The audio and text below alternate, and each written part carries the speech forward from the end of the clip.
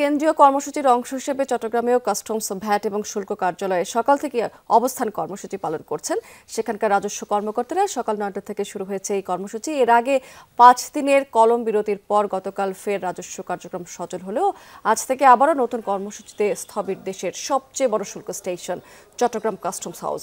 সকাল থেকেই ব্যাহত হচ্ছে সেখানে আমদানি রফতানি কার্যক্রম।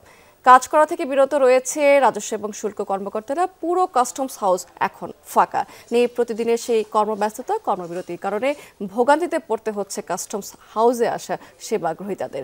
আমদানি রফতানি কার্যক্রমে ব্যাঘাত ঘটায় অনেকেই হতাশা প্রকাশ করেছেন। বারবার এমন আন্দোলন কর্মসূচিতে বেগ পেতে হয় তাদের আমদানিকারকদের। তৈরি হচ্ছে শুল্কায়নের ধীরগতি, যার প্রভাব পড়ছে বন্দরে যথাসময়ে আমদানি রফতানি পণ্য লোডিং আনলোডিংয়ে।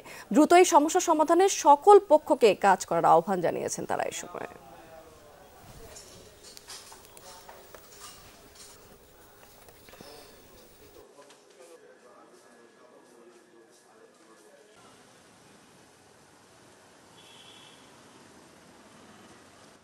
চট্টগ্রাম কাস্টমস হাউসে যাব, সেখানে আছেন আমাদের সহকর্মী শহীদুল সুমন।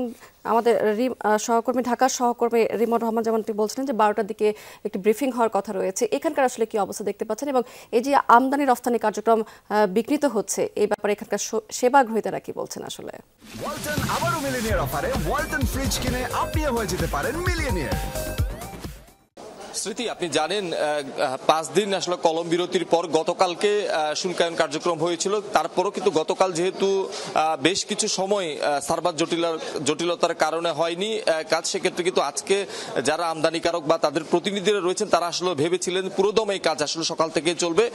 তারাও আসলে সকাল থেকে চট্টগ্রাম কাস্টমস হাউসে এসে যে বিভিন্ন কাজের যে কার্যক্রম সেটি আসলে শুরু করার চেষ্টা করেছিলেন, কিন্তু এই যে পূর্ব ঘোষণা ছাড়াই যে কাস্টম কর্মকর্তাদের আজকে অবস্থান কর্মসূচি, অর্থাৎ তারা কাজ করছে না, ফলে এই যে যারা এখানে সেবা নিতে এসেছেন তারা কিন্তু সবাই ভোগান্তিতে পড়েছেন। এবং দেখছেন সকাল থেকেই তারা কিন্তু কাস্টমস হাউসের বিভিন্ন যে শাখা, শুল্কায়ন শাখা সহ যেসব কাজ রয়েছে সেই শাখাগুলোতে তারা গিয়েছেন এবং সেখানে গিয়ে তারা দেখছেন যে কর্মকর্তারা কেউ কেউ এসেছেন, কেউ কেউ আসেননি, অনেক ক্ষেত্রে ফাঁকা দেখেছেন। ফলে এখানকার যারা সেবা নিতে এসেছেন তারা কিন্তু এক ধরনের ভোগান্তিতে পড়েছেন। আমরা একটু কয়েকজনের সাথে একটু কথা বলতে চাই। আপনি তো কাজ করতে এসেছেন, এখানে এসে কি আসলে দেখছেন? যে স্যাররা এখনো আসে নাই, একটু সময় হচ্ছে আসতে, এটা আর কি। কখন নাগাদ হবে কিছু জানেন? না, ওইরকম ঠিক সঠিকভাবে জানা নেই। কেন আজকে কাজ বন্ধ জানেন কি? ওইভাবে তো জানি না, তবে কিছুদিন আগে থেকে কলম বিরতি চলছিল, ওইটার প্রোগ্রাম নিয়ে হয়তো বা এখন অব্দি বন্ধ।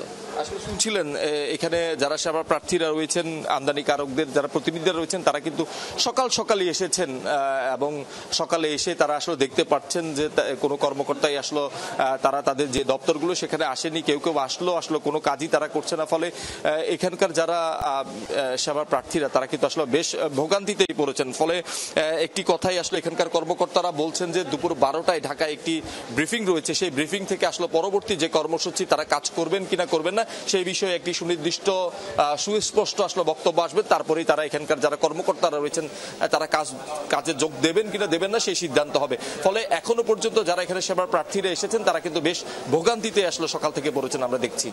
স্মৃতি, সুমন, সেই ব্রিফিং এর খবরাখবর নিশ্চয়ই আপনাদের মাধ্যমে আমরা জেনে নেব। অনেক ধন্যবাদ আপনাকে।